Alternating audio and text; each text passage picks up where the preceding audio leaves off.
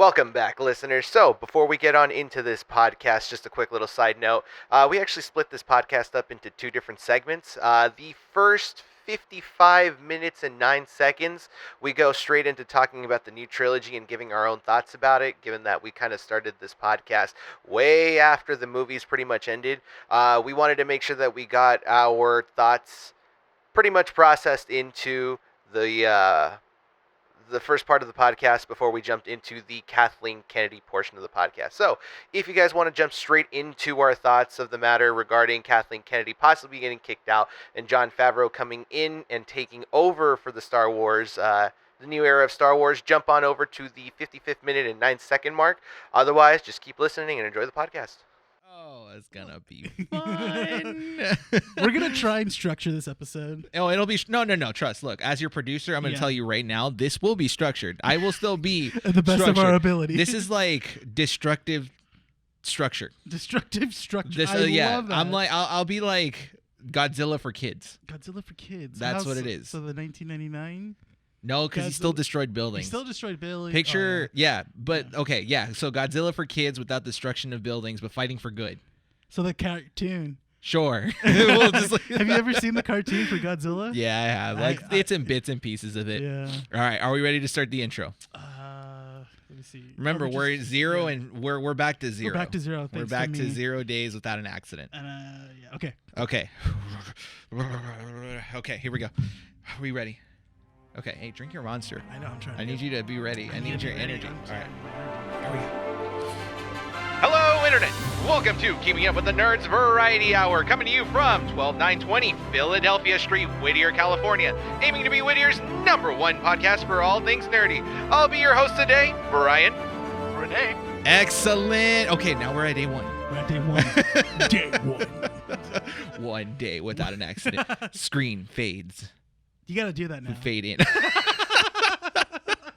You're saying it. You're the one that ends the YouTube channel.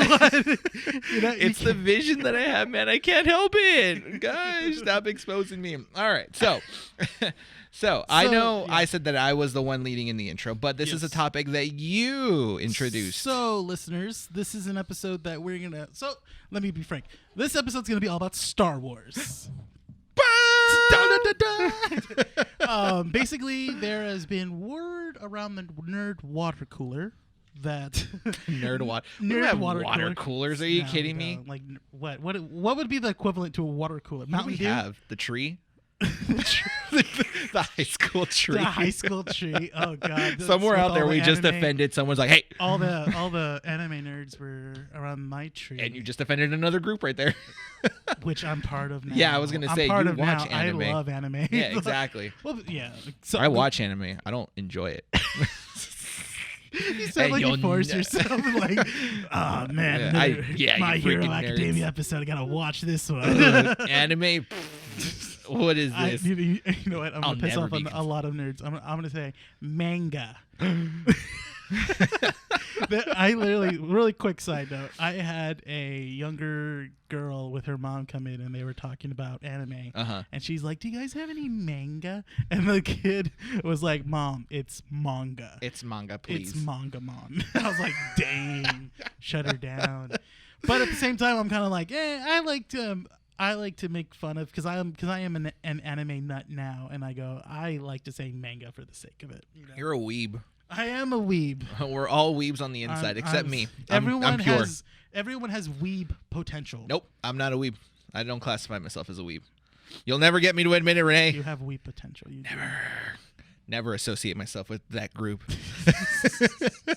Yet I watch Dragon Ball Z and Gundam and My Hero and stuff. Anyways, back to the topic of Star Wars. Star Wars, yes. Let me put it this way. So we usually, Rene and I have, our meetings, spontaneous meetings every so often where we kind of throw information back and forth of what we would possibly want to talk about every week. Especially how the last couple of episodes we've been saying we've been having difficulty finding topics. Yeah. It's been tough. It's just because with everything going on with the whole quarantine thing, everything comes out sporadically. One day will be perfectly fine. Nothing happens. And the next day, bam, it hits you with something else. Yeah. Just today, we're recording July 12th. Ubisoft just had their presentation. Oh, really? Yeah. Ubisoft just had their little, I think it's Ubisoft Forward. Oh, okay. I say Ubisoft. Some people say Ubisoft. I say Ubisoft. Yeah, I say Ubisoft. So it's like they had their little conference. They revealed Assassin's Creed, all this other stuff. So like things like that. Okay, cool, but the one that you mentioned to me earlier this week, literally the day after we recorded, yeah, you hit me with the news of the potential rumor. Potential rumor. Again, this is not an official statement. This is just what I guess people are talking about around Disney Corporation, and Lucasfilms. That there is possibly that Disney is looking for a new Lucasfilms executive president or a president to replace Kathleen Kennedy. That's Yes. And Brian has his opinions, and I'm sure he has a lot to say. But before we get into that, we want to actually talk about the new trilogy as a whole, because I feel like that's the reason why there's rumors or Disney might be looking into it, is because how the new trilogy came out, and I feel like it's fair enough to give our thoughts. Yeah, we haven't in working together. I don't think we have. We've had our talks. Yeah. We've had our talks. We've mentioned it, and if anything, we haven't officially stated what we thought of the new trilogy on this show. Yeah. Yeah.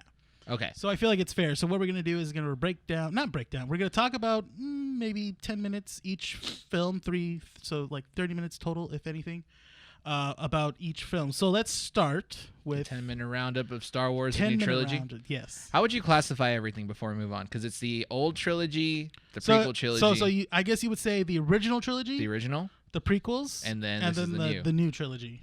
That's Okay. how I would. But then like you also have like the side ones, which would be what Rogue One, the Star Wars stories. The Star Wars stories. Okay. Yeah, the Han Solo movie and the Rogue One. Should we talk about those or just the new trilogy? Depends, because we're gonna go back and talk about Kathleen Kennedy, right? Yeah. Okay, so those movies were under her belt. Yeah. Okay, so then technically the only one I can't have a say on is Han, or the Solo movie. Yeah. Because it's the only one I haven't watched yet. Oh really? Yeah, it's the one like it's there. On Netflix. It is. Yeah. Okay, like I'll put it this way.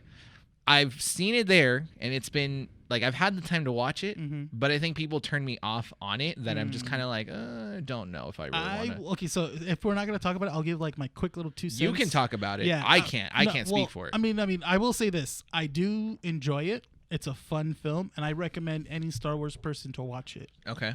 I had fun with it. It doesn't show you anything new. It just shows you like, oh, okay, that's a clever way that Han would do that, you know. Yeah. Doesn't it show a run that he did? Yeah, the Castle Run. Yeah. Yeah, he did that. It shows how he really did it, and it's kind of funny. Okay. And then Donald Glover's great as Lando. Donald Glover is freaking phenomenal He's in everything he does. He's just an amazing person. Yeah. Yeah. But yeah, I recommend just check it out. It's on Netflix. You can't go wrong with it. It's a fun watch. It's a fun little 2 hours you get to watch. Okay, so you recommend it. I still haven't seen it. I'll probably see it sometime in the future. Yeah. Like I said, it's me. Movies I haven't seen. I haven't seen the last Harry Potter movie. Really? Oh, there it is. No way, man. I read all the books. I can't bring myself okay. to watch the last movie. No, I get it then. Yeah, so that's a separate issue. Like I haven't seen that movie because of personal reasons. Mhm. I've gotten too attached to the series that I really don't want it to end. Yeah. Han Solo was more of like people gave bad reviews, and so it turned me off to watch it. So I've always been kind of that person that's like the movies are there. Yeah. It's just I haven't. But if you're saying it's good, I'll give it a watch Yeah. and I'll give it a try. All right, so let's get into our first 10-minute roundup of Force Awakens. All right, so 10-ish minutes for every single one, right? Yes. Okay, how do you want to do this? Do you want to go first, or do you want to I'll go go like first? Okay. And we'll explain why we liked it and what we expected from it before we ever before we'd never seen the movies and stuff like that. Okay. So when I heard that when Disney was coming out with the new Star Wars movie, I was excited. I was really stoked. I liked how Kylo Ren looked. And then when it, I was interested in Rey, Finn, and all those new characters to how they're going to do it. When I finally saw the movie, I loved it. It was fun. It was very exciting, interesting at some points. If anything, this is my favorite one out of the trilogy. Okay. Because it leaves you with what are we gonna expect? Like, there's so many possibilities and stuff like that this can go, and it seemed a really good start off. Granted, it is a copy and paste movie, but I felt it was necessary to be like that the way it is because of it was a long break between the original trilogy and then these movies.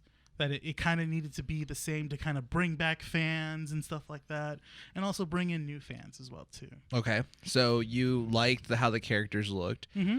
You felt that it was necessary to do a copy paste just because you wanted that comfortability for fans to come back. It was a good way to kind of like, okay, ease it on in. Okay, so I mean, is there really any spoilers? No, it's been out long enough that you should have seen it.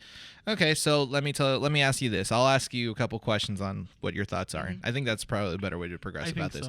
Yeah. As far as the story progression for The Force Awakens, it is kind of following the same pattern as A New Hope. Yeah. But it differed in ways. Yeah, they obviously change it up a bit. Yes. Where the same foundation exists, but the storytelling is completely different. Mm-hmm. What did you think about the pacing? So the pacing in the movie, I remember when they were on Jakku for like a little bit, and then like boom, they were already kind of like in space meeting Han. It didn't feel too quick nor too fast or too long. Mm-hmm. I did think that the whole inside of the whole Han's ship before he gets Millennium Falcon, I thought that scene was going to be more to it because the way they were showing the characters that were going to be all the characters that Han was owed money to, you know? Yeah. I thought it was going to be more to it, but then it was just like a quick little like fun little scene and stuff, and then boom, we're into the Millennium Falcon. I think that the pacing was kind of clunky at first because you're there. What is it? They get to the Millennium Falcon, then Han tells them what's going on, then they go to basically what is it? It's Maz's bar or something like that, and then like boom, the First Order's there, and it's just like okay, well, you know, I don't know. A lot was happening. A lot within a short amount of time, and then giving you information that like, oh, there's stuff about Rey and stuff like that. It's like okay. Other than that, I guess I was kind of hoping for a little bit more of like Kylo Ren, because during that time they already revealed that Kylo Ren is the son of Han Solo. Yeah. So I thought it was gonna be because Kylo Ren's my favorite character. I wanted to see more of him. Okay, I was gonna ask who your favorite character was. That favorite character in the whole trilogy is Kylo Ren. Gotcha. Yeah. Favorite scene of the movie. Ooh, the final fight. Between Rey and Kylo Ren. Okay. The lightsaber fight. Okay. I like that fight because it felt very aggressive. It wasn't like a big old lead up to it. It was just kind of something that happened that these two characters are just kind of face each other and then now they're gonna fight. Okay. You know, I have a feeling that you and I are going to argue a little bit in this episode. It's building up to it because it's like, okay, I see what you mean. Yeah. I got my differences, but yeah, I see what you mean. Thing that you could have changed, thing that you wish could have changed in the movie, that you could have changed possibly. That I could have changed in the movie? I think, if anything, I would have done was maybe, I don't know, like, Chewie mourning with Leia about Han. Like, more of a bigger impact because when Leia sees them come back from, what is it, the First Order Death Star, what is it? It was Star-Lord base. No, it was Star-Lord base. Sorry. You mean friggin' Guardians of the Starkiller base. There you go. Starkiller base. I was like Starkiller base. Star-Lord? I didn't know Marvel was in here now. The same company. Starkiller base. When they come back from Starkiller base, and then Han just kind of like Chewie just kind of like just walks past Leia, and I'm just like, wait, they both lost Han. Like, aren't they supposed to kind of like, you know, hug each other out and stuff? And it never happens. Okay. It's just Leia hugs Rey. Okay. I'm just like, final thoughts. Yeah, I think if anything, I still enjoy it. I still watch it over and over again. Just because it shows what it could have been. Okay. If you were to rate it on a scale of 1 to 10, I give it an 8. Gotcha. Okay. So, my thoughts now? Yes. So your thoughts. So, basically, what is the initial impression of the film? What did you think? So, I've always been kind of like ignorant of my emotions when it comes to things like that. Yeah. I always like whenever something new comes out that I'm really excited to watch, I always tell myself, you know what? I'm like, I should probably tone it down a bit. It might not be as good until I actually sit in the movie theater, screen goes black in a galaxy long, long ago in a galaxy far away, and then the builds up right there. So when they announced the new Star Wars trilogy, I remember kind of feeling excited for it and saying, yeah, sure, I'll totally watch it. And as the day got closer, I got really excited. I got tickets for the opening night, and then bam, like it hit me as soon as I watched it. Watching the movie, my initial impression going through it, watching it for the first time, because I think I saw it maybe 4 different times. Yeah.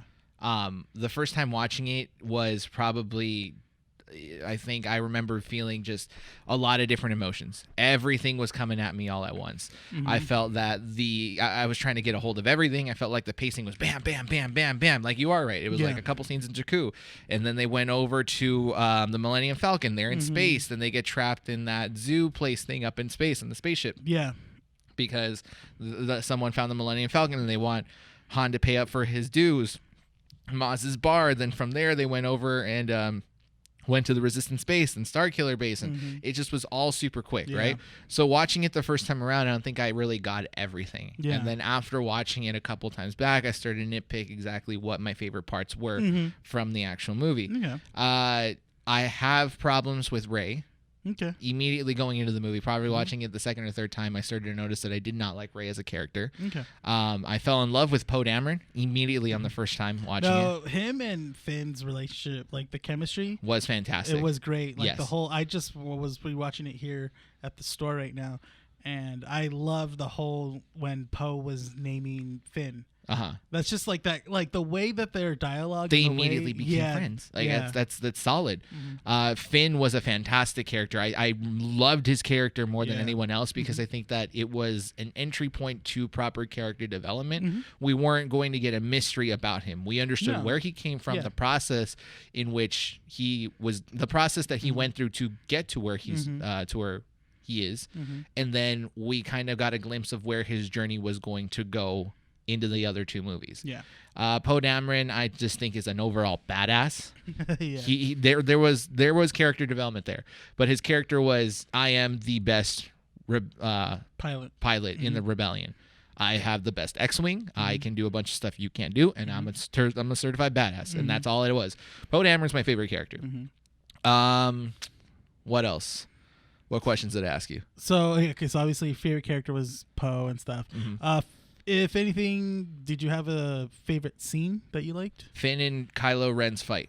Finn and Kylo Ren's fight. Yes, not Rey's. Not Rey's. Okay. Not Rey's. So my initial problem with Rey is that there was everything was going right for her when we had no idea where she originated from. Or her importance. Yeah. And I know that I could argue with some people and say, like, no, but that was the point. It's the mystery, and it's the anticipation as to why she's super connected to the Force and stuff like that.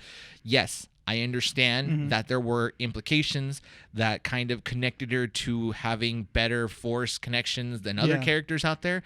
That's fine. And I know that Rebel and Bishop are probably going to listen to this episode. Because I just spoke with Rebel today, and he says he's catching up on the episodes. When he gets to this one, he's going to get mad. Hopefully not. Okay, so I will say this about Rey. Throughout the beginning, I didn't want her connected to anyone. I didn't want her to be connected. Care. Yeah, I didn't. You didn't want her. I didn't care. Yeah, I didn't want her because I was like, okay, so by the time the movie ended, I was like, okay, she's gonna be the main focus. I kind of accepted it at that point. She wasn't my favorite character. Obviously, Kylo Ren's my favorite character. But if she's gonna be the main character, I was like, okay.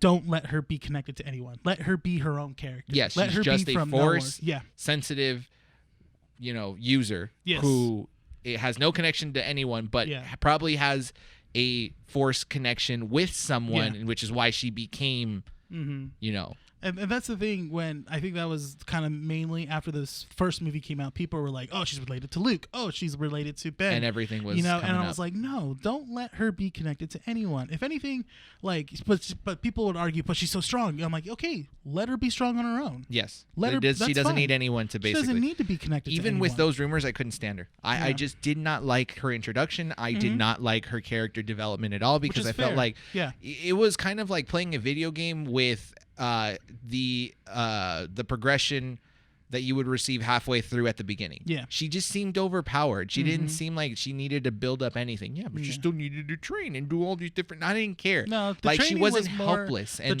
the training for her overall was mostly of her how to just basically maintain her powers. Now, let me give you this example. Yeah. Finn was helpless. Yes. Finn came from something that we barely touched on in the cinematic universe. Yeah. We can read it in the books and in the comics about how the indoctrination of, stormtroopers are. Like, it happens in the Empire. Yeah. But in the cinematic universe, it's never really implied. And so when Finn talks about that and he kind of hints at the fact that, none of this is necessarily really ingrained into his head, especially when he witnesses one of his friends die and puts his hand in his face.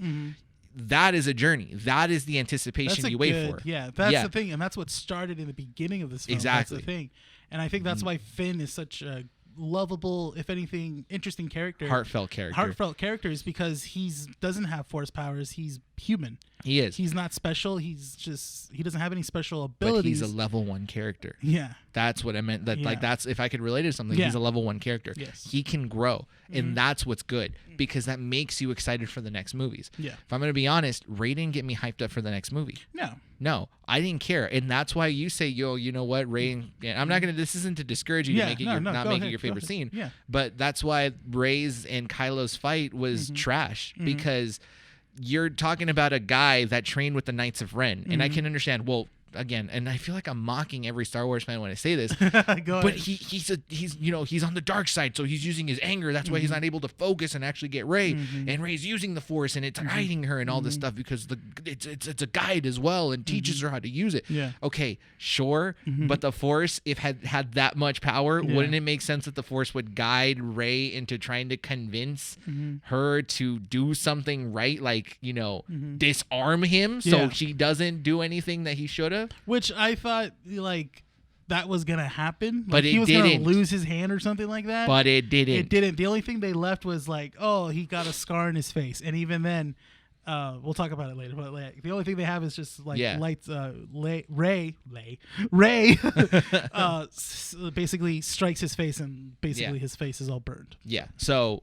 I think the question that I asked you afterwards, if there was anything else I could change from the movie, I think what you mentioned, where they kind of let go of Han after he died, that could have been a little bit more ingrained in there, especially when Han was a big character in the Star Wars universe, especially with the relation with Leia and Luke and him not believing in the Force, and then all of a sudden kinda, quote unquote, even at the end there was that little hint where he's like, that's not how the Force works. I know, yeah. And it's like, okay, like, you've already ingrained him into the franchise this much, and I understand if he had problems, Harrison Ford had issues where he believed he didn't need to be in this movie, he needed to die, does not matter. You ingrained him in already. Have that sequence with Chewie and Leia mourning an even bigger death of a character that they both loved. Yes. So that I 100% agree.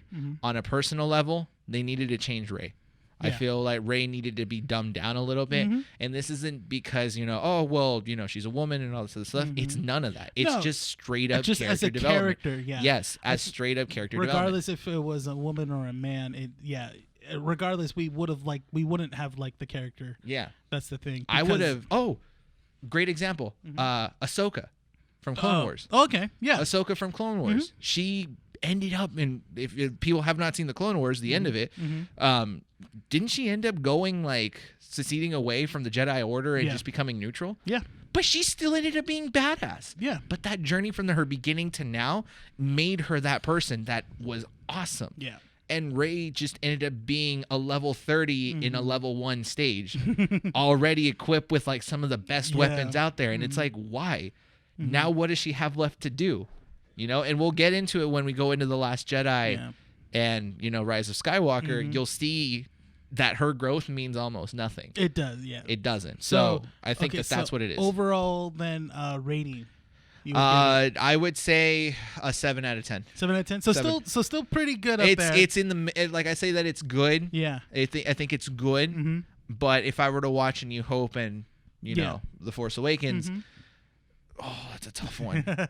I feel like I would watch the story of New Hope with the fight scenes and visuals of Force Awakens. Yeah. Okay. The Last Jedi. This one wasn't directed by J.J. Abrams. No, this was Rian Johnson. Yes. Okay. So upon this one, I remember Last Jedi, and it was weird because it was Rogue One and then Last Jedi. So it was Force Awakens, then Rogue One, and then Last Jedi. Mm-hmm. But the thing is that I remember the advertising for Force Awakens to be a much bigger thing. Yes. When Last Jedi came out, it just came and went, and I watched it, and I was like, I felt the same thing you did upon watching Force Awakens.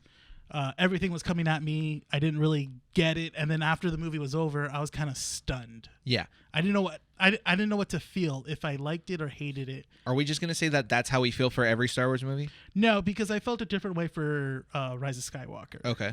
But this one literally kind of basically like it like beat me up and put me on my ass, and I'm just like, what just happened?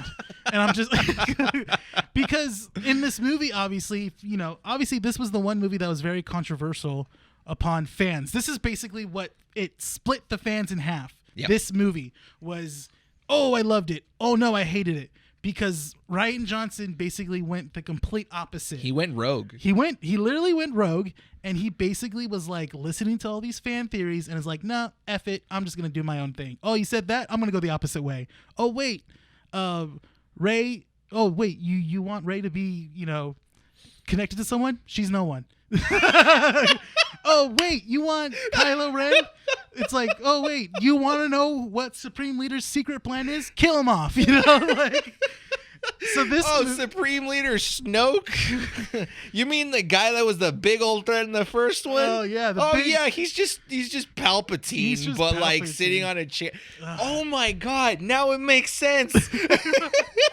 So. Oh Jesus Christ! And then they kind of flawed Poe a bit. They did your boy kind of dirty in here. I'll fight for my boy still. I'll fight for him because I'll defend his actions. I don't care what Rian Johnson did to him. And then the whole Finn, I should say, upon initial release, I didn't like this movie, but then I watched it again, and I see Rian Johnson what he was trying to do. He wanted to basically shock fans, and he did, but he also wanted to leave where it's like, okay, well, we're gonna go a different path, because apparently he talked to J.J. Abrams, and J.J. Abrams okayed it. And he was like, okay. But then it seemed like he made some executive decisions on his own. But I don't know. But then, I don't know. Keep in mind, Abrams still has to produce this. He still has to produce it. He produced it. Yeah. So He wasn't like gonna- any decision that Rian Johnson did was approved by Abrams. Yeah, that's a thing. So it wasn't like he did Abrams dirty. I think that Abrams did Johnson dirty and approved things so that way Johnson would have a bad name. Wow. Because Johnson came out afterwards and directed a couple movies that did really well. Oh, Knives Out? Did you see Yes. that? Knives Out was great. Exactly. So why are you bashing on Johnson Yeah. for a Star Wars movie? Because I will come back to this. I will come back to this because I recently rewatched, and this is not Star Wars. I recently rewatched the first two J.J. Abrams of Star Trek. And I will say that Abrams had the potential to direct something pretty damn well. That's the thing. And So when I heard J.J. Abrams was going to be attached to these Star Wars movies, I was like, great, because guess what? The Star Trek movies were great. They had just great. They were fantastic. They were fun. That's the thing. Yeah. He made them fun again. Oh. He made them basically for like the casual viewing as well too. Just let me get there. Let me get there because I want to rip J. Abrams apart. So Last Jedi. Okay, again, I loved the whole. They were making Kylo Ren. Basically, they were building him up. Yes. And which was cool because I was like, okay, but the thing was, I liked the direction they were going, but I didn't like certain ways they were executed. Okay. So you just did not like the overall direction. I didn't like the overall direction, but I did like the risks he was doing. Okay. So how did you like the character development from The Force Awakens into The Last Jedi? It felt like there was a little bit of growth, but not enough to where after the movie you're like, oh, I can't wait to see what happens. Strongest character development in the movie? I would have to say... First one that comes into your head. Oh, man. No, it's hard because I'm thinking about it because Kylo Ren had very little... Well, he had a good... Actually, he had the biggest one. He had the That's biggest one, yeah. That's where he gets Swole Ben. Yeah, that's true. It's Swole Ben, yeah. I did like that force communication, though. Between him Kylo and Rey. Okay. excuse me, because it was. I forgot to turn off my phone. I am so sorry. Not. and I did like because you have these two characters where the only time they first meted was when they were in a fight, and now they can't even do that when they're meeting each other through force. They have to literally talk. Okay, I'll take that. A dual character. Yeah, because they're not fighting now. They're basically telling their beliefs and what they to one another. Yeah. Okay. Character with the worst development. Finn. Okay. Because nothing changed for him. It was basically he was like, as soon as he woke up, he's like, Rey, I gotta find Rey, and we gotta get out of here. It's like he just basically became the person. Okay. Because I thought they were gonna do something with him. I think that's why I'm disappointed, because they had him with Rose, and this is not this is not bad to the actress that played Rose. This is how she was written. That Rose was a very useless character. Okay. And favorite scene? Favorite scene, again, I would have to say Don't you dare steal it. Don't you dare steal mine. What is with Rey and Oh, never mind. Okay. I like the team up fight between Rey and Kylo. That's a badass scene. That is, because I mean, upon watching it first viewing, the choreography is great, but then I watch it again, and those little background guys that were dressed up, they were terrible. Yeah, but let me tell you this, because I recently showed my girlfriend that scene again. Yeah. And I remember, I forget what I was. I think it was like mocking something. Mm-hmm. I said, "Oh, like Star Wars plays it too safe when it comes to like fighting one another, because they don't do anything." But The Last Jedi had like one of the most badass scenes when it came to lightsaber fighting. Yeah, it was quick. Because literally they went like everything. You could see the jabs and the like pulling up and like it like. That's like actual sword fighting. Like holy crap, man! It's actual like weapon fighting. Yeah, which was pretty badass for a Star Wars movie. Was, and that was the thing too, is that it didn't have a one-on-one lightsaber fight. No, it was pretty good. It was just basically, let's team up and take out this whole thing. Didn't one of the elite guards get stabbed through the eye or something like that? Yeah, basically the face. Remember when like Rey throws a lightsaber, he just turns it on. He just grabs it. And then like that scene. Okay, that was actually you don't see. Johnson knows. Yeah, Johnson knew how to do it. And then you see those red fighters go into like this like turbine. Yes. Oh, that's right. And like the scraps fly out. And then something that you would change from the movie. The way that, if anything, Kylo acts towards the end, where he's kind of like a loose cannon, because it's weird, where he's like fire. He's just like, basically, remember he sees Luke on the ground, and he's just like unhinged and stuff. I'm like, I would like him more, because I like when Kylo Ren's more calm, more kind of like sinister. But I don't know, I guess because it's showing that Kylo Ren is flawed with that as well too, that he doesn't know how to deal with the dark side. So you change it to make him less flawed? I would change it to make him more like, when he goes to fight Luke, that's when he starts. Okay. Because when he when he swings, and then like Luke's not there, I feel like that would be the part when he gets mad, because he's like, "You're not even here, to fight me, to face me." Yeah. Like that's when you be like, "Oh shit, oh wait." Yeah. Okay.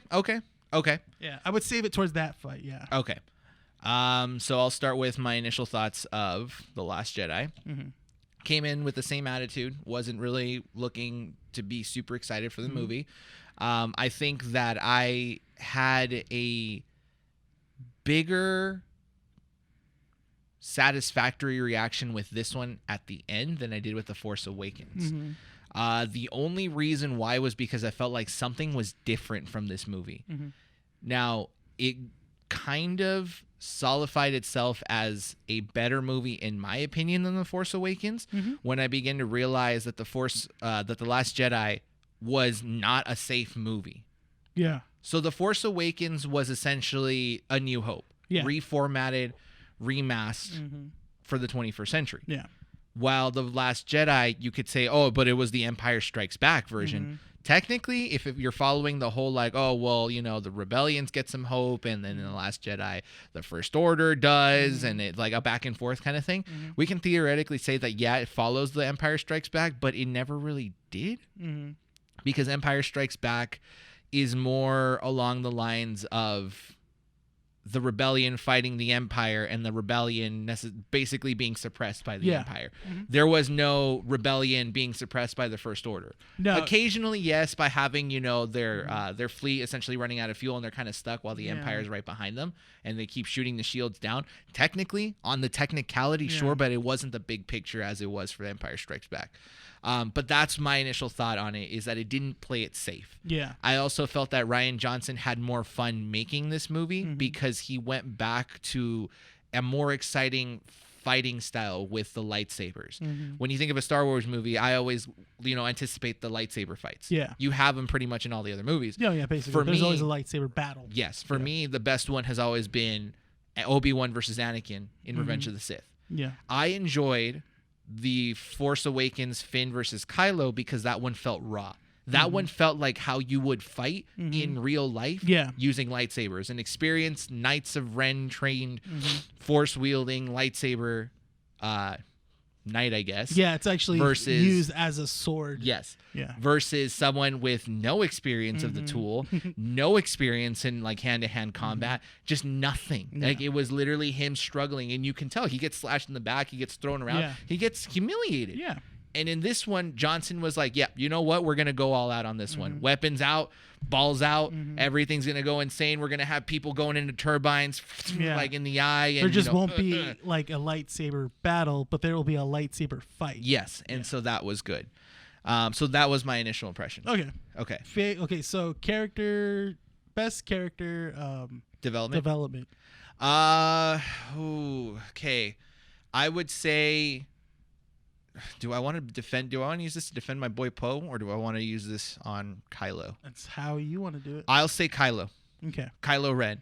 Kylo Ren, when he killed Han Solo, his own dad, in Force Awakens, that unlocks something. Yeah. You don't just kill your dad in cold blood and say like, "Yep, hands washed. Let's I am move now forward, with it." He needs to progress, and I think that you kind of saw that where he was angry towards his dad in The Force Awakens, but then he hesitated when he had to shoot Leia, and he's just like, "Do I? Yes, I need to let go of my entire past." Shoot, Leia dies, and then he kind of progresses there, and that's where the unhingedness begins, because now he's essentially killed his dad, he's killed his mom. What does he have left? Yeah. His own identity is Kylo Ren. That's the death of Ben. Yeah. So I feel like that was the progression. We no longer have half of Ben. We now have Ben dead. Yeah, and Kylo Ren's rising. So I think that he had the better character development. As far as Poe Dameron, I'll defend him by saying that Poe Dameron no longer just stood for the rebellion. He actually stood up for himself and for his own beliefs. He became the definition of what he defined as a leader. Yeah. He wanted to stand up, and given the fact that none of this would have happened if whoever that lady was, the general or whatever, the one that was in charge. Oh yeah. Oh, you know what? See, I don't see. That's another thing I kind of have not a problem with the movie. Nothing made sense in that part. Because the thing is that knowing that.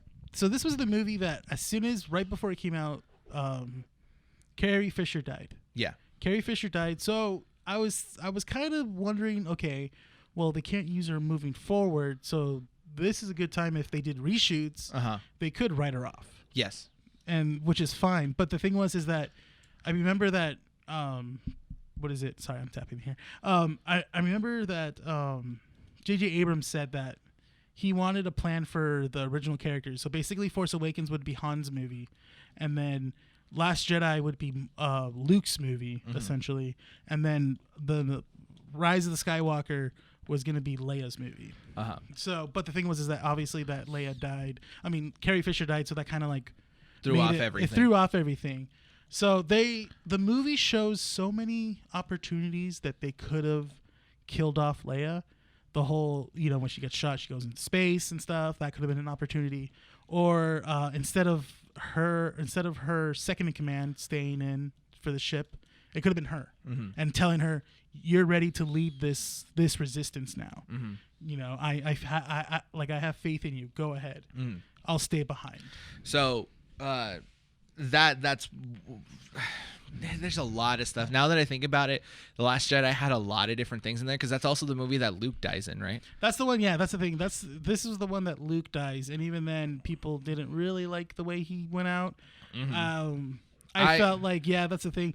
I didn't mind his character change. No. I think that it was, it made sense in this movie. But the thing is that people were very like, oh, Luke would never be like that. I'm like, well, the thing is, people can change in 30 years. Yeah, you know? they can. They can have different ideas, and they realize their mistakes and change and all that other stuff. Which I didn't think it was out of left field at all. No.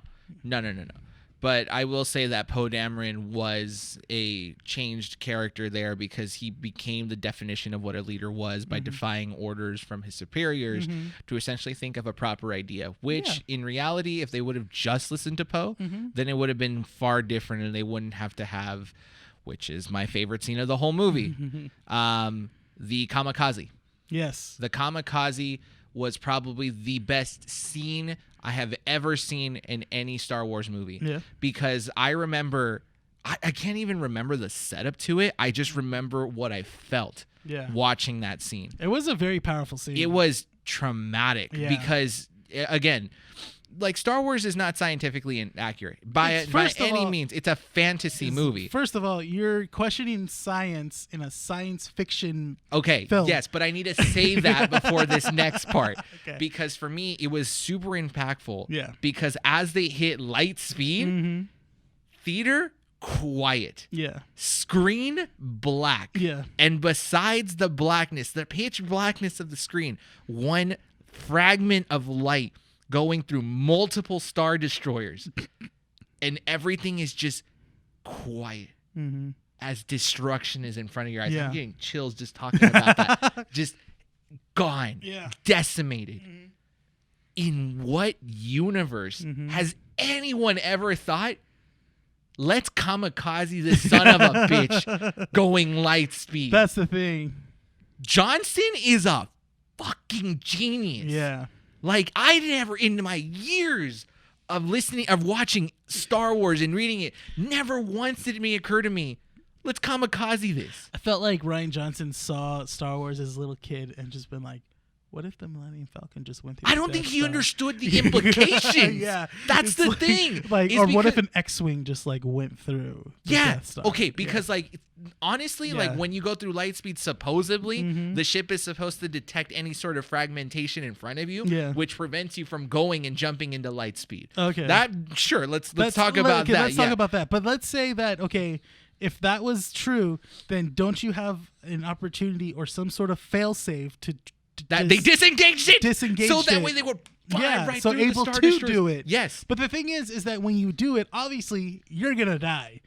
And who cares? You kamikaze. No, but I'm saying, speed. But I'm saying that's not the first official thought when you go up against something like that. No, but the way it was done. The way it was done and because shown. Everything, Like, my God. And the way that basically beautiful. That character sacrificed herself for the rest of her fleet to go forward. What a way to go out. That was really good. I would love to go out like that. Yeah. Every fragmented molecule in my own body disassembled in light speed as I crashed through like 7 Star Destroyers.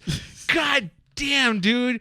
I know I'm like super. It's just see, this is great. Yeah.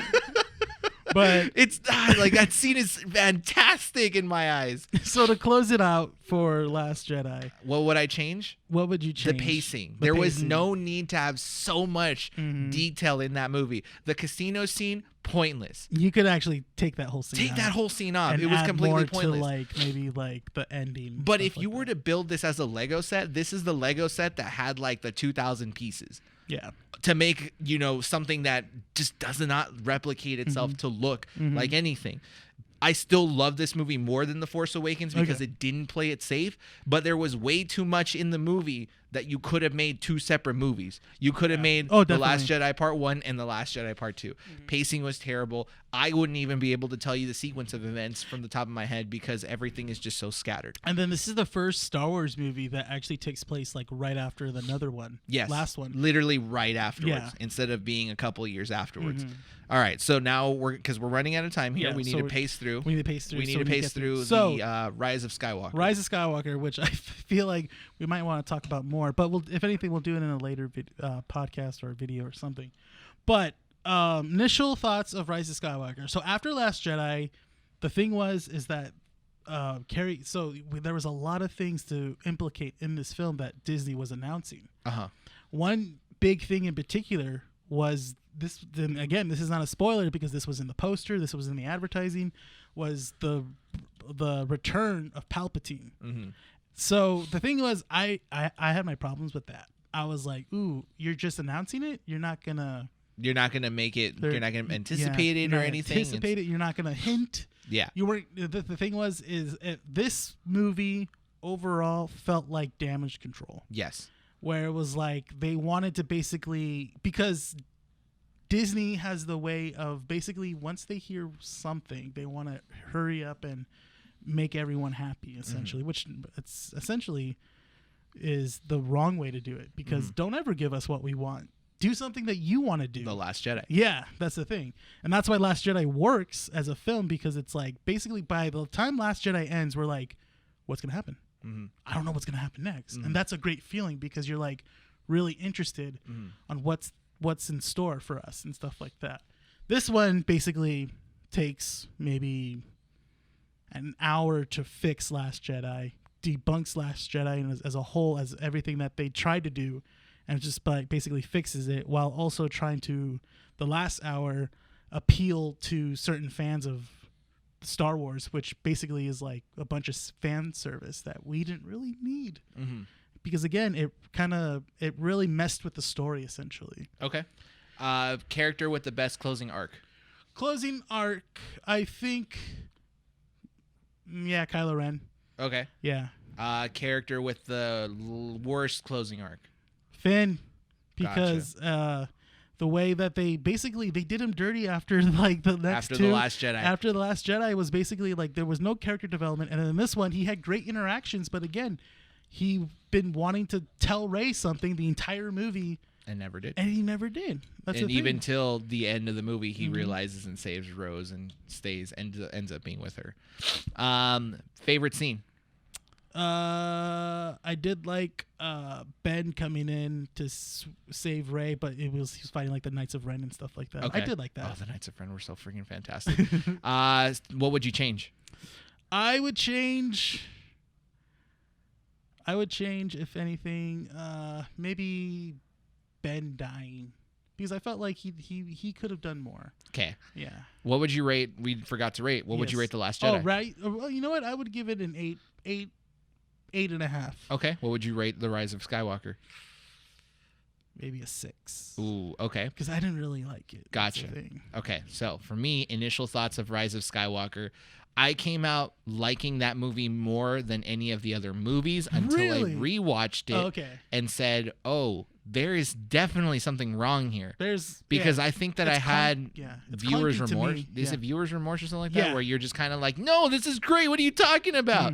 I understood that it had massive faults in there. I just didn't want to accept it until after watching it again. I said, oh, wait, I don't need to watch this again. There was just no point. It was damage control of what Rian Johnson tried doing in The Last Jedi and J.J. Abrams wanting to make it his own movie. And I understand that even still, you could say that it was an enjoyable movie. That doesn't make it a great movie. No. I enjoy Need for Speed, the video game. With what's his name, Aaron Paul, yeah. I enjoy that movie. It's not a great movie, but I enjoy it. You know, so that's perfectly fine. But I think I had that where I had that denial of it. No, it's a great movie, and then slowly realizing that it wasn't. Character that had the best closing arc, in my opinion, I think was Kylo. No, you know what? No. Take that back. Kylo Ren did not have the best closing arc. Okay. I think that the one that had probably the best closing arc, I'll say Finn. You say Finn? I say Finn. Okay. I say Finn, and the only reason why is because Finn, if you kind of just accept that Finn had the possibility of having the best character development and just eased into a neutral zone, you're perfectly fine there. Yeah. The only reason why I say Finn and not Kylo is because Kylo had the worst one. Okay. Kylo, I felt like they could have added more to it. Yeah. Now I'm going to say this, and this is probably going to get a lot of people mad. There was no reason for Kylo and Rey to kiss. No. There was no... Okay, you say no, but I just got yelled at by Rebel saying that it was necessary about 2 hours ago. So if you're listening to this, you just heard this, that Renee also said no. I like how you said get yelled at 2 hours ago. No, okay, I will say my thoughts on that. So basically, I get it. they wanted to romanticize it, but the thing was, there was a connection. I will not deny that there is a connection. Not a romantic one. No, that's the thing. So for me, it's like, okay, there could be a romantic connection. There could be a deep connection between these two characters. But the thing is that there was no lead up to actually them showing their true feelings up until that kiss. Yes. But the thing is that I can argue that the best way upon doing that was in Pacific Rim. Remember in Pacific Rim when the two pilots, what's his name? The two pilots that were running the Jaegers, one of them kamikazed into the crack and then came out alive. And yeah. So at the end of that movie, there is a romantic relationship, but we don't know for sure. Yes. So but there was sexual tension throughout the whole movie. There was tension there. But the thing is that Guillermo del Toro did the best way of ending that was, we're just going to put their heads together and they're going to share that moment. Yes. Right there. Rogue One. Oh, yes. Rogue One is another good one where there was a tension of connection. There was tension of connection. But not a romanticized one. Yeah. And before they all blew up, they essentially just hugged and dead. Yes. My problem with this is that Ben Solo revived.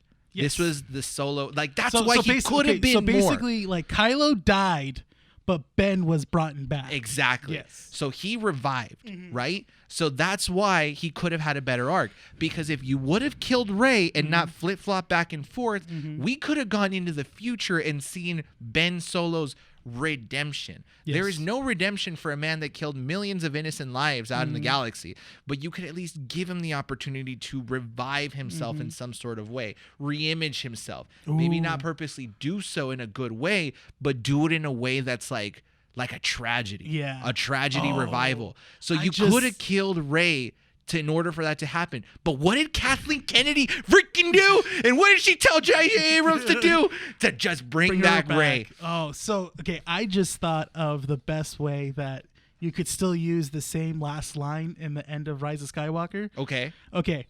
Kill off Rey, but then have Ben come back, or like still alive. Adopt and then Skywalker. And then basically bury her.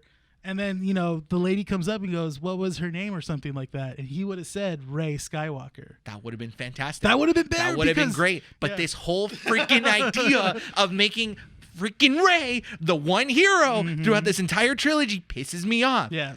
You could have just given Ben Solo the freaking arc he deserved, but you ended his life in such a stupid way. Yeah. You partially killed Ben Solo in the first one. Yeah. Then you murder him and you bring forth the Kylo Ren, arc. Yeah. Then you murder him. Yep. And you bring back Ben only to kill him off 30 seconds later. So again, this is me unhinged. I have my problems with the movie too, because there are so many things that they did, and I was like, that would have been great if that was told earlier. If that was shown earlier in the trilogy, like the whole Leia being trained by Luke, that would have been cool if that was mentioned in either Force Awakens or Last Jedi. But it wasn't. No, it wasn't. That was such a badass thing. That was so cool. But then they made the whole they made the whole Rey getting Leia's lightsaber like a moment. But I was like, I didn't feel it because it wasn't brought in early on. It's just shown me in the last movie. Can we get to the Kathleen Kennedy part already so I can freaking rip her a new one? Okay, so hang on, I'm not done yet. Okay, so we said the whole bad arc, the worst arc. The favorite scene when Ben pulls out the lightsaber after, and he does the shrug, the Solo shrug. Oh my god, that's such a bad. That was so cool. Granted, Ben, why did you kill off such a badass character? Granted, the Knights of Ren weren't shown until that final. Until the last movie. But that build up, I was so excited for the Knights of Ren throughout that entire movie because when I saw the promos, I'm like, God damn, do they look badass? Finally, I want a freaking story about them. I know. And then when you just start whipping them, it's like, God, that was actually really awesome. Badass. That's awesome. Did you see the edit with I Need a Hero? Yes, I have. I love fantastic. Oh my God, things I would have changed.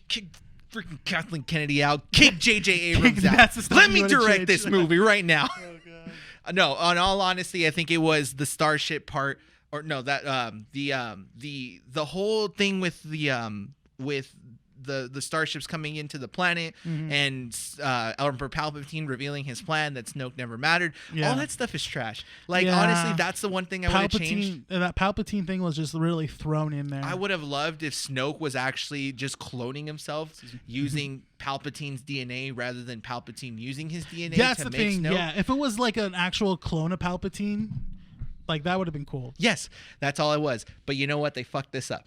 That's it. That's it. Okay, can we get to the Kathleen Kennedy? We'll get to the Kathleen Kennedy. How much? Where are we at time-wise? We're at 54 minutes. Then fuck it. We'll go another 20 minutes on this because we're gonna yell at her. But I'm gonna, for editing wise, I'm gonna pause it right here because I gotta take a leak. Okay, go for it. I'll just keep it going. Is it paused or is it still recording? Still recording. Oh. But just, or should I pause it? 54 minutes, you said? Yeah, 50. Pause. And we're back. And we're back. Okay.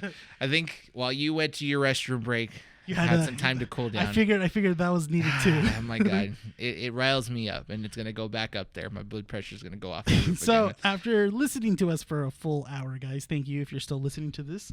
We are now going to get into the most important portion of this episode is the rumors of Kathleen Kennedy possibly stepping down as president of Lucasfilms, or is it LucasArts? Lucasfilms, and a possibility of Jon Favreau possibly taking on the reins of that. Okay, so now that we're going into this, I'd say maybe a good 20-minute conversation to kind of talk about what's going on with all this other stuff. Well, how do we go about this? Do we talk about what we think of Kathleen Kennedy and her work? Or? I will say the way that if we're gonna judge her by this trilogy, and I think we have every right to judge her by this trilogy because this is what she was in charge of. She oversaw everything. So it's not like we're gonna talk malicious about her. We're gonna we're gonna basically talk about her work and what she put out and stuff. I will say this. Let's start it this way because this is probably a good way to start it off. Yeah. So Kathleen Kennedy has had a lot of criticism from multiple communities, from the nerd community to the film community to social groups and stuff like that, political groups and stuff like that. There's always been that kind of controversy with her. Yeah. There was an article that I read. I cannot remember I'm not going to give the link to it because this guy doesn't deserve any credit for being just a terrible, terrible writer. But it is kind of the generalization of what some stuff, the kind of the main ideas and foundations of what people don't like about Kathleen Kennedy. Yeah. He was talking mainly about her progression and advancements of trying to make Star Wars very feminist forward. So he felt that Kathleen Kennedy just kind of neglected a lot of simple storytelling aspects of what's made Star Wars a good Star Wars movie and just dumped a bunch of messages within the movie and kind of forced a narrative that wasn't going to work, was very ignorant on the fact of basic character development, and just overall didn't seem like she cared, about progressing the franchise forward. Like as a good storytelling. Yeah. So before we go on to this, we're gonna handle this topic with sensitivity because especially since she does have feminist ideologies in here. We don't want to say that we're against it in anything like that because we're definitely not. But it's the way that it was shown that we do want to talk about within these movies because at least from my end, it's very apparent. Yeah. Very, very apparent.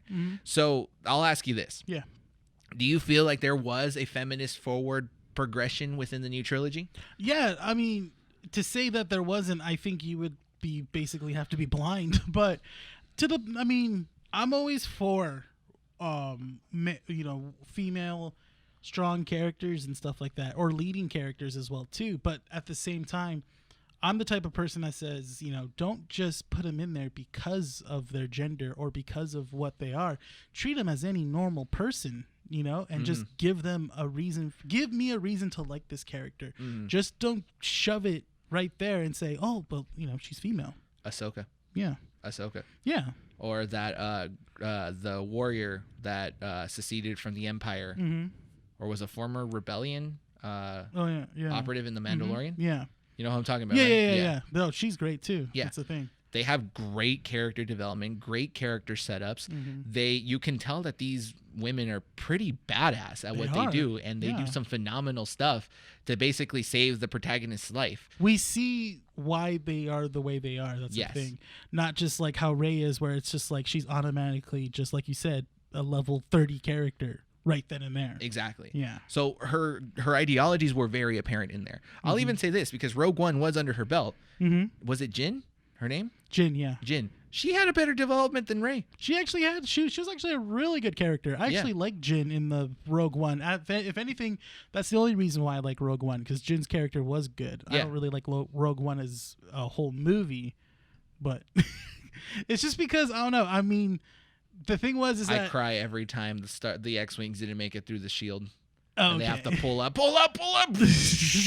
I cry every time. But the thing was, I kind of expected everyone to die in that film. Yeah, the movie wasn't supposed to be, but I think that's what that's probably why it succeeded so well, because I don't think that they had a good direction to bring up that ideology. Like, think of it this way. In the new trilogy, Rey was supposed to win. That's why she came back to life, and that's why she became a quote-unquote Skywalker. But in this one, how else was it supposed to end? We already knew that the original trilogy said that this was a suicide mission. No one came back. So what was it? Was Jin supposed to live? No. So how are you supposed to give her the opportunity to become good? You make her nobody and progress her to be somebody by the end of the movie. That's why her character development worked. Yeah. In my opinion, I think that's probably why, because Jin was basically the center of Rogue One. You had all these other different characters, but Jin was the one that kind of progressed the movement forward. She was the one that kind of encouraged everyone to go and to progress with the plan to steal the Death Star plans and that planet. Yeah. Right? So she was a great character. She had great development, great buildup, all these different things. Rey, we all knew she was supposed to win. If she ended up dying in the last movie, tears are going to cry. People are going to say that this isn't fair. So she was the idea that Kathleen Kennedy wanted to implement in the story about how her message of feminism existed within the movie. Yeah. And it did such a poor job. That's the thing. It felt like basically this whole idea of the trilogy, or not, I don't know, that's the thing too. It seemed like the only main idea over the trilogy arc was that Kathleen Kennedy just wanted a female Jedi. Yeah. And I think she probably said that, and then they just worked it out. But you already had Ahsoka. Yeah. So why do you? They did like that. Doesn't make any sense. Do you feel like there were other issues with Kathleen Kennedy's, hands on the steering wheel, like what it could have possibly done to the franchise? Yeah, because the thing is that, again, I think it was just her just basically throwing the idea of let's make a female Jedi, but that's the main character. And I was like, okay. And then I felt like basically there was no talk about the arc or the overall, like, how we're going to get there or what's going to happen and stuff, and just be like, oh, well, because when you look back at the trilogy itself, the new trilogy, there's no main narrative in it. There's no flow. No. Because I'll argue somewhat against that and say that it follows the old format. So there was a foundation for Kathleen, I'll just say there was a foundation for Kennedy to progress, to make 3 different movies. That exists. So there is a flow. It's a slight flow, but there is a flow. Just think of her vision, though. Do you think that she had any vision going into this franchise saying this is the direction I want to take it, other than her ideologies? No. That's my problem. Yeah. That's the problem I have. There was no vision. There was just basically what she thought of what her, basically, like you said, like her ideologies got in the way. And it kind of, but that's the thing, like, there's nothing bad about doing that. But again, you need to basically focus on how to get there, what to do, what's the overarching thing that you want to put, especially for fans as well, too. You know, especially after this is the first sequel to the original trilogy after 40, 30 years or something like that? Yeah. Because then you had the prequels that were by George Lucas. Yeah. And those ones weren't, those ones came out, but those ones weren't, sequels. Those were prequels. So we never, because the reason why I got excited for these new movies was like, okay, cool, we're going to get a moving forward story after Return of the Jedi. Like, where's everyone at? Where's Luke going to be? Where's Han going to be? Where's obviously Leia going to be and stuff like that? And what does it mean? Like, they destroyed evil. So what's the next threat? I will say, I'll say this. Go ahead. I'll say this. There is some good to Kennedy's existence, though, in the fact that without Kennedy, we wouldn't be having another trilogy, because she did push for a movie every year, be it a mainline movie, which isn't a bad idea, and then a Star Wars story in between. So because of her, we get more Star Wars. Some will argue that it is super saturated now because we have Star Wars to a point that it's like, what is there to be excited about now that there's Star Wars?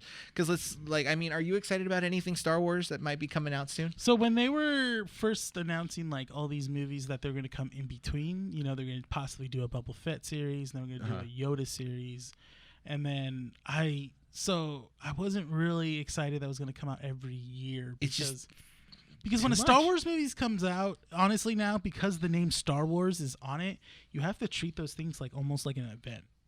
It's like a big thing. It's a thing that we've been waiting for, is waiting for a Star Wars movie. Yeah. You have to treat it with care. People get offended. Yeah, that's the thing.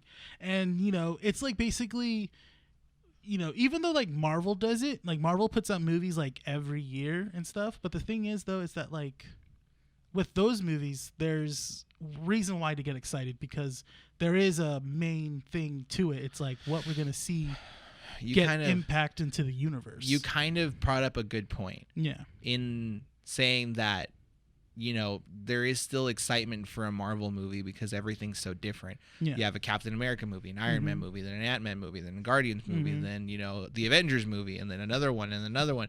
Everything's different. Yeah. So you always have something different to look for every year.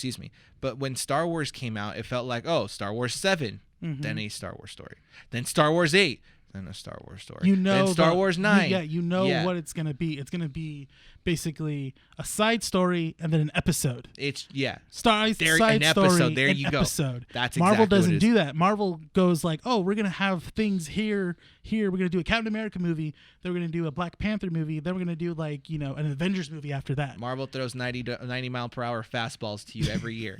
Pretty much. Well, Star Wars is like 90 mile per hour fastball right here, and then a simple pitch right over here with the Star Wars movie. I get that, but I will say again, Kennedy did bring back Star Wars. She made Star Wars relevant now, obviously, because now it's like, okay, cool, everyone's into Star Wars now, which is good. It needs to be like that because not everyone was into Star Wars before these new Star Wars movies came out. Exactly. So she brought about that. Yeah. It's just her direction that just did not work, in my opinion.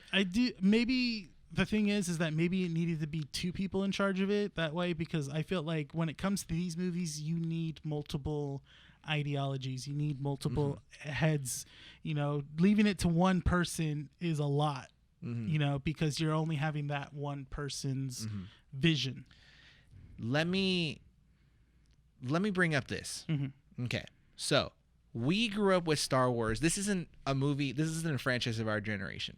No, it's definitely not a franchise of our generation. If anything, we grew up with the prequels, not gonna lie, but the thing is that we watched, if you were a true Star Wars fan or family in a Star Wars family, they would always show you upon early age the prequel, the original trilogy. And that's how I was grown up by. We had the triple VHS thing with the slipcase, and I always put on Empire Strikes Back, because it was really fun to watch Darth Vader fight Luke and stuff like that. Okay. So, I grew up with the prequels, then went into the original trilogy. So I grew up kind of like I grew up backwards, I guess you could say, in regards to that.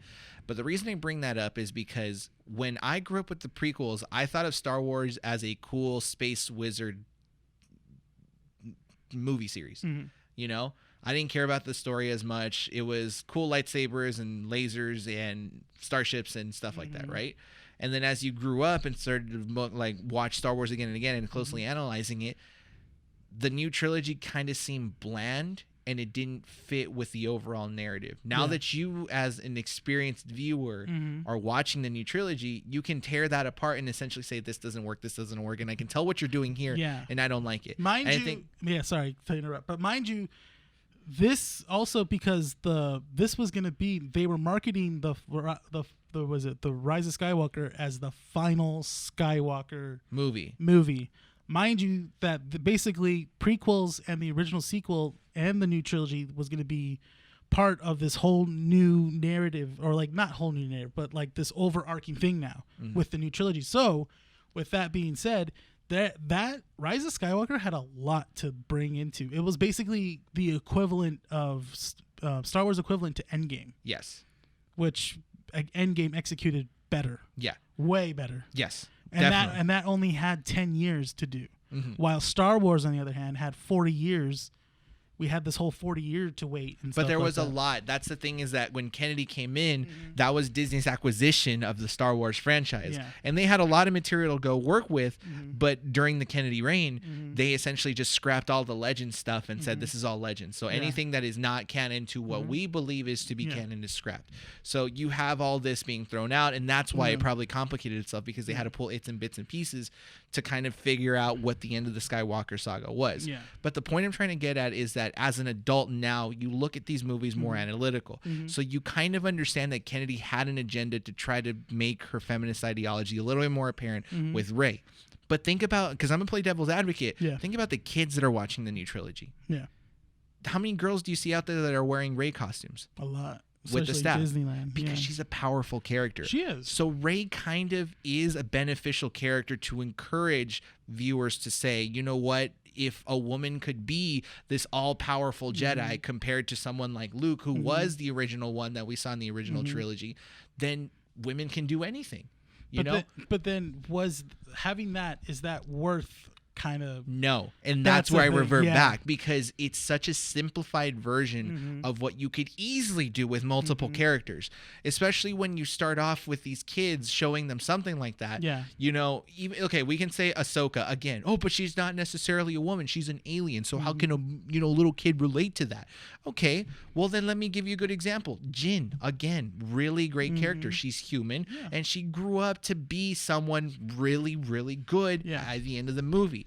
So there is ways of doing it. My concern is that Kennedy just didn't put in the work to essentially make it a good character. She just said, let's put Rey here, make her be the badass character immediately so people love her. And just walked away. And then just walked away and said, like, oh, well, I mean, is there anything to build up on Rey? No, she's already powerful. She did training, just make her train. Yeah. Oh, she's going to fight someone. She's a force wielder. She knows what to do. Yeah. It felt abandoned. And that's where Kennedy messes up. So when these rumors come out and they say, well, she might be kicked out, you see that she's going to be there's a possibility that Jon Favreau will go and replace her. Yeah. Do you, watching The Mandalorian, think Yes. that he is a good... Oh, automatically, yes. Yes. Because watching The Mandalorian, he is also a Star Wars fan. And the thing is that he knows what fans want to see. He knows what we are. He also knows what we don't know yet, or like what we don't want to see. Yeah. Like how he shows stuff that like we're like, oh, I didn't know I wanted to see that. Yeah, that's why I hate him. You know? I love it. I hate that guy. That's because I'm judging solely off The Mandalorian. He oversaw everything. Mind you, he only directed the first episode, but he oversaw everything. Yes. He managed every single director, and even Taika Waititi was part of that as well too. My favorite director he of all did, time. He did the last episode. Taika Waititi did the last episode. Did he really? Yeah, and he was also the voice of the IG unit. You didn't know that? I feel like I knew, but I forgot. And then that's the thing. I want to cry because Taika Waititi is a freaking genius now. Yes, he did the last episode. Because I was going to argue this, that Jon Favreau could, if like now that I think about it, he could lead the next Star Wars trilogy or the next stage of Star Wars into a fantastic direction, given how he oversaw The Mandalorian and did it in such a way that was, like the anticipation. Yeah, because the thing is that he had multiple people do it. He had, Ron Howard's daughter directed her. Bryce Dallas Howard. She directed that episode when they were in the forest taking on that. The big AT-AT? The big AT-AT. She directed that episode. Was it an AT-AT or was it a simple walker? Oh, it was a walker. But it wasn't like it was a weird name. It wasn't an AT-AT. I think it was like a patrol unit. Yeah. Like it wasn't like a massive one that we see on Endor. Jesus. But that's the thing. They were so, and then he also had Dave Fillion write episodes as well too. The guy that did that wrote for Clone Wars. he wrote a lot of those episodes for The Mandalorian. So what I So love this changes everything. That's the thing, because Jon Favreau knows the strengths of everything that has to deal with Star Wars. He knows all these writers that are really good, that had so much potential, and these are just TV shows. And he put them onto this big old TV show platform for The Mandalorian and stuff like that. And he knows what we want. He knows what to see. And he also does a great job of keeping things under wrap, because we didn't know about Baby Yoda until after the first episode. We didn't even know about the Mandalorian sword or That's the lightsaber thing. at the end. That oh my God, that last scene. Okay, I'm gonna be 100% honest with you. Yeah. I hate Jon Favreau. I hate and I love You him. hate him If I because ever he's met so this guy, smart. Yeah. because he said, like, he's the man. He's a director Mm-hmm. that, like, I enjoy every ounce Yeah. of everything that he comes up with. But, like, I get mad that I didn't think about it first. And mind you, his favorite thing of the Star Wars, of all things, he loves the holiday special. And he incorporated a lot of the holiday special. I want to shake this man's hand and just look him straight in the eye and be like, Because- you are not my favorite person, but I goddamn respect you. Because remember in the holiday special, the animated part with with Boba Fett, he has like that pick thing. Yeah. That's what the Mandalorian uses, and it ended up being like the best gun in the Star Wars universe, where it just like incinerates someone. Favreau.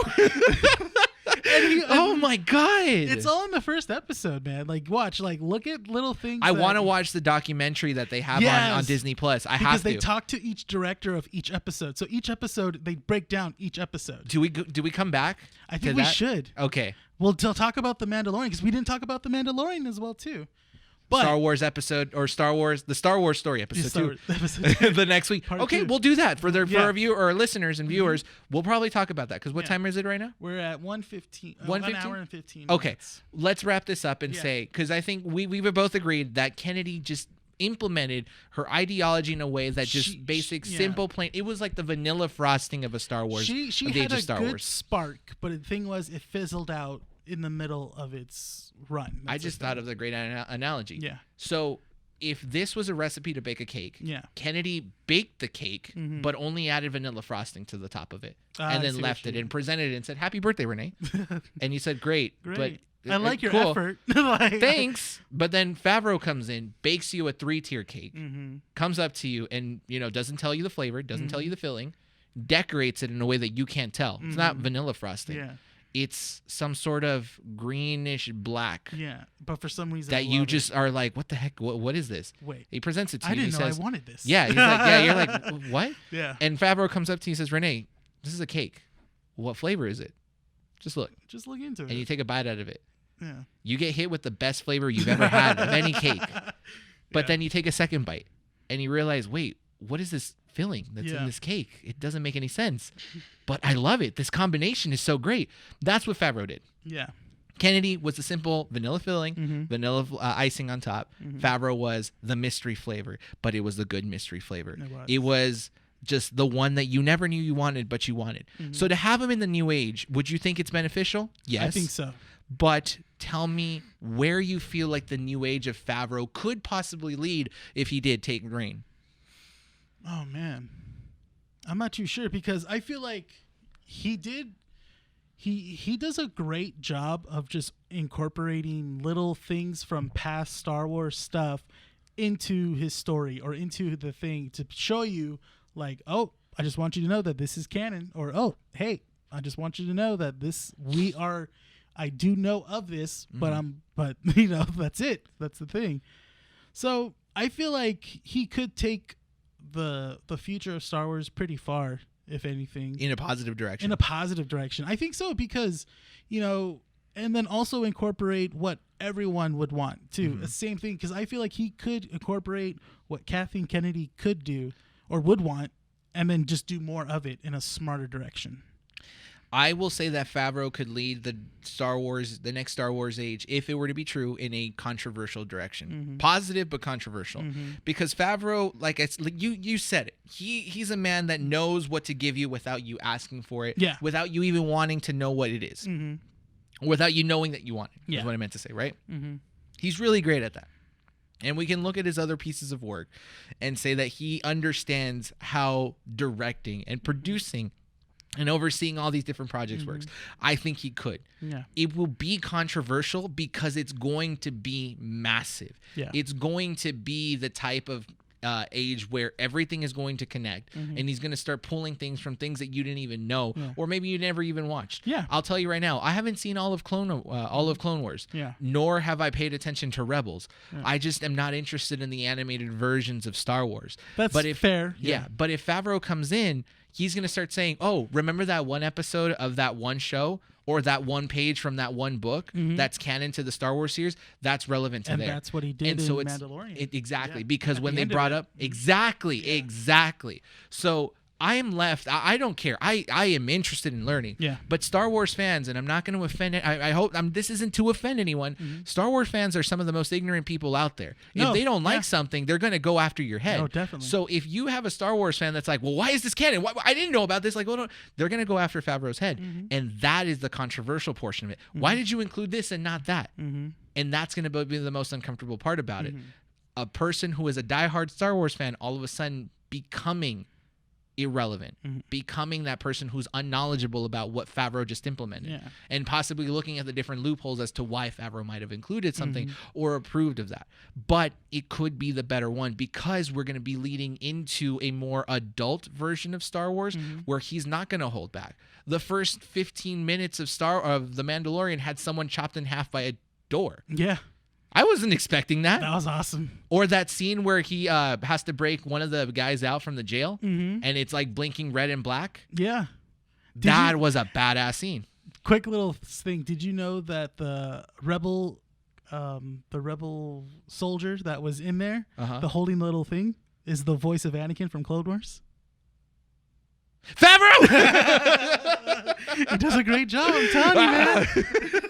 But you know what? We'll talk about this in the next episode as to what it is, because I think that The Mandalorian deserves its own kind of discussion. Yeah. And Favreau could potentially, lead us in a very positive direction. Yeah. Also, because in season 2 of Mandalorian, there's a lot of things. He's hired, I think was his name, the actor that was in Justified. That show on FX. Okay. He is going to be in The Mandalorian season 2. Okay. Yeah. Okay. So here's what we'll do. Yeah. Okay. Depending on how the news cycle goes, we will have episode 2, the Star Wars talk, premiere the following Wednesday. Yes. But if anything comes out new, we might release it as a standalone 30-minute podcast. Yeah. And discuss that. Yeah. Separate from everything else. Yeah, that seems fair. So depending on how the news goes from now until next Wednesday or next this Sunday coming, when we record or whenever we record. Yeah. If no news comes out, we will do the second part where we discuss The Mandalorian and potentially the age of Favreau if anything does happen. We'll also look into it. But I say that we both do our homework. Yeah. Have you seen the interviews of Disney Plus with Jon Favreau and the directors? No, I will watch those. Then we will watch it, and that way we'll have something ready so we can discuss it and see the direction that we can possibly do. Okay. We both agree Kennedy needs to get kicked out of the door. At this point. her time has come. Okay. Yes. So I think we're good. Yeah. Okay. Perfect. Do you want to? You're doing the closing. I'll do the closing. So let me before we wrap this up, keep in mind if you're listening to this podcast on YouTube, jump over to the description below and head over to our Spotify and Podbean. Please subscribe to those apps as well if those are your preferred listening apps or tools, I guess. I don't know what you want to call them. I feel like an old man talking about this, but yeah, if you prefer Spotify or Podbean, head over to the description, jump on over there and give us a follow. And if you're listening to this on Podbean or Spotify, head on over to our YouTube channel. It should be in the description below, but I know that sometimes the links don't work. So just go on YouTube, look up Keeping Up with the Nerds. It'll be right there. Please hit subscribe. Give us a follow. Help us out here. If you guys have any questions, any discussions, anything that you guys want us to talk about, hit us up. Email us on our socials, Twitter and Instagram as well. They are on the YouTube channel, as well as the description in Spotify and Podbean. So, thank you guys for listening. Rene, close us out. All right. Thank you, citizens, for listening to the... No! Gosh. I was gonna say listening issue. I was gonna say listening issue of Keeping Up with the Nerds. All right. Let's try it one more time. All right. Let's close it. Thank you, citizens, for listening to this new issue of Keeping Up with the Nerds Variety Hour. I am your super host, Rene. And sidekick co-host, Brian. Coming to you from 12920 Philadelphia Street, Whittier, California, recording at Undercity Comics. We thank you, citizens, once again, and hope to see you in the next time.